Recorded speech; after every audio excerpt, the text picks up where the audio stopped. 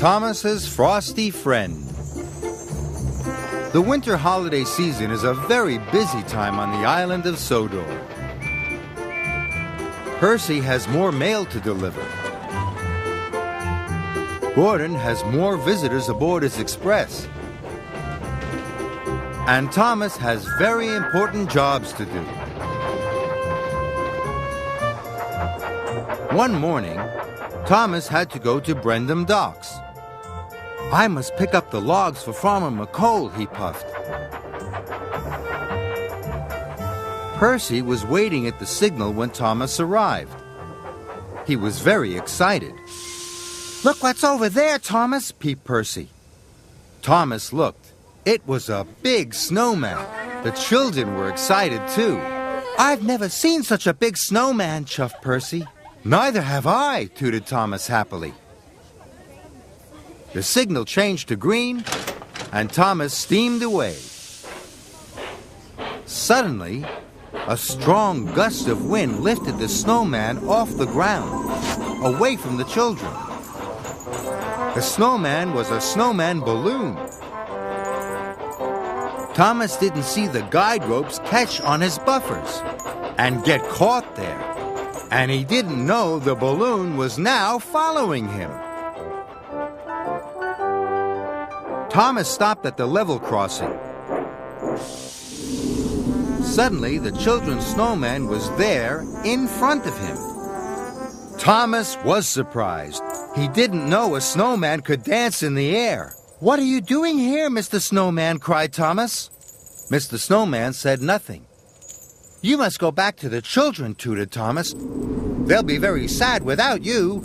The snowman blew away. Thomas was happy the snowman had gone. He raced away from the crossing. "If I puff past," chuffed Thomas, "Mr. Snowman will never be able to follow me."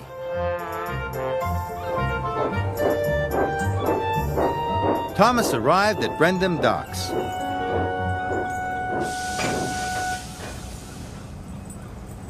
James was there delivering coal. "What are you doing with a snowman?" he snorted. "Oh no," tooted Thomas. Suddenly, the snowman danced in front of Thomas again. "Mr. Snowman, I told you to go back to the children. Why are you still following me?" Thomas steamed off as quickly as he could. He hoped the snowman wouldn't follow him. "Thomas," called James, "why do you have a giant balloon tied to your buffers?" But Thomas didn't hear him. Farmer McCole was waiting on the platform. Thomas wheezed to a halt. "Thomas," he exclaimed, "what are you doing with that snowman?" "Oh no," tooted Thomas. Suddenly, the snowman danced in front of Thomas again.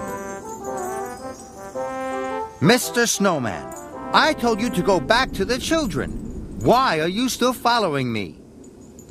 Farmer McCole didn't understand. And Thomas didn't know how to tell Farmer McCole about his frosty friend. Thomas steamed off as quickly as he could. He hoped the snowman wouldn't follow him. "Thomas," called Farmer McCole, "why do you have a giant balloon tied to your buffers?" But Thomas didn't hear him.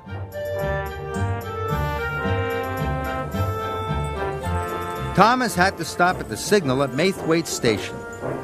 Emily was picking up passengers. Emily could see the snowman bobbing about behind Thomas. "Thomas," laughed Emily, "what are you doing with that snowman?" "Oh no," tooted Thomas. Suddenly the snowman floated in front of Thomas again. "Mr. Snowman, I told you to go back to the children," cried Thomas. "Why are you still following me?" Thomas steamed off as quickly as he could. He hoped that the snowman wouldn't follow him. "Thomas," whistled Emily, "why do you have a giant balloon tied to your buffers?" But Thomas didn't hear her. He didn't know how to make Mr. Snowman go back to the children. Then he had an idea. "I'll hide," puffed Thomas quietly.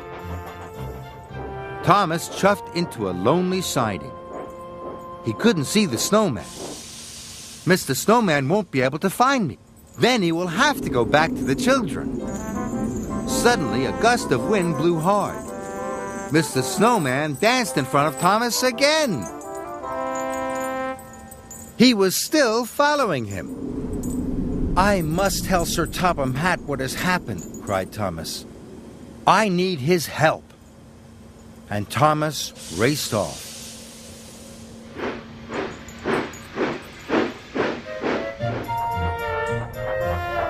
Thomas puffed back into Maithwaite Station. Farmer McCole and Sir Topham Hatt were there. "Please, sir," peeped Thomas, "I don't know what to do. I've tried to tell Mr. Snowman to go back to the children, but he has been following me everywhere." "And he still is," laughed Sir Topham Hatt. "The snowman is a balloon, Thomas. And he is caught on your buffers. He is following you because you are pulling him." "A balloon?" whistled Thomas. "I thought snowmen were always made of snow and ice." Thomas felt very happy. Now he could take the Mr. Snowman balloon back to the children. The children were delighted to see Thomas and Mr. Snowman. They cheered and cheered. And Thomas was very happy to have returned their frosty friend.